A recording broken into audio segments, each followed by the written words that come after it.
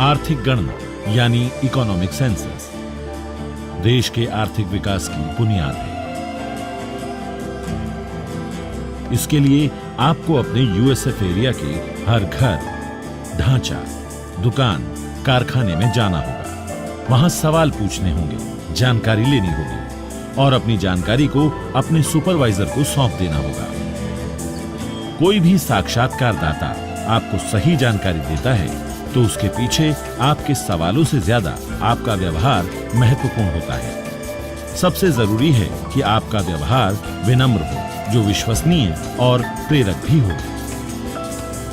अब आप अपना काम शुरू करने निकले हैं। जिस भी घर, ढांचा, दुकान, कारखाने में जाएं, सबसे पहले नमस्ते करें, अपना नाम बताएं और पहचान पत्र दिखाएं। ये सुनिश्चित करें कि आपकी बात घर, ढांचे, दुकान, कारखाने के मालिक से ही हो रही है। अपनी बातचीत में बिल्कुल विनम्र रहें और अपने आने का पूरा और स्पष्ट कारण बताएं।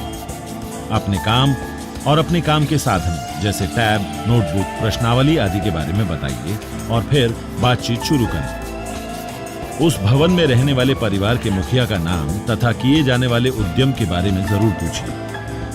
अगर उस घर का कुल पता एक ही हो तो भी पता कीजिए कि कहीं वहां एक से ज्यादा परिवार तो नहीं है। साक्षात्कारदाता को यह विश्वास दिलाएं कि उनके द्वारा दी गई जानकारी पूरी तरह गोपनीय रखी जाएगी। यदि साक्षात्कारदाता किसी सवाल के जवाब में कोई असहमति व्यक्त करता है तो उसे समझाने की कोशिश कीजिए, लेकिन उसके साथ बहस मत कीजिए। कोशिश कीजिए कि साक्षात्कारदाता से उसकी ही भाषा या बोली में बात की जाए। निवेश, लोन, आमदनी आदि के बारे में बात करते हुए बहुत ही सुसंयत और स्पष्ट रहें।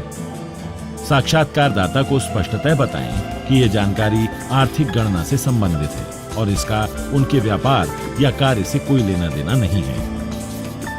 साक्षात्कारदाता से बात करते हुए अपने किसी भी तरह के धार्मिक या राजनीतिक व्यवहार या पक्षधरता को जाहिर मत कीजिए। यदि साक्षात्कारदाता इस तरह की कोई बात करता है तो उसे नजरअंदाज कीजिए। साक्षात्कारदाता से किसी भी तरह के खाने पीने के सामान की मांग मत कीजिए। अपने लिए अपना सामान साथ लेकर चलिए। अगर साक्षात्कारदाता आपको ऐसा कोई सामान देता है तो उसे विनयपूर्वक टाल दीजिए। किसी भी सवाल का जवाब अपनी तरफ से मत दीजिए। यदि उन्हें सवाल समझ न आए तो उन्हें समझाइए, लेकिन जवाब उन्हीं को देने दीजिए। सभी सवालों को ठीक से साक्षात्कारदाता को समझाइए। अपने काम को आसान करने के लिए कोई भी ऐसा वादा मत कीजिए जो आपके अधिकार क्षेत्र से बाहर हो। यदि कोई साक्षात्कारदाता आपसे बात करने को मना करता है तो व्यवहार में किसी भी तरह की उग्रता मत दिखाइए। उससे मिलने और साक्षात्कार का सही समय पूछिए। अपने सुपरवाइजर को इसके बारे में सूचित कर दीजिए। साक्षात्कार के बाद साक्षात्कारदाता को धन्यवाद दीजिए।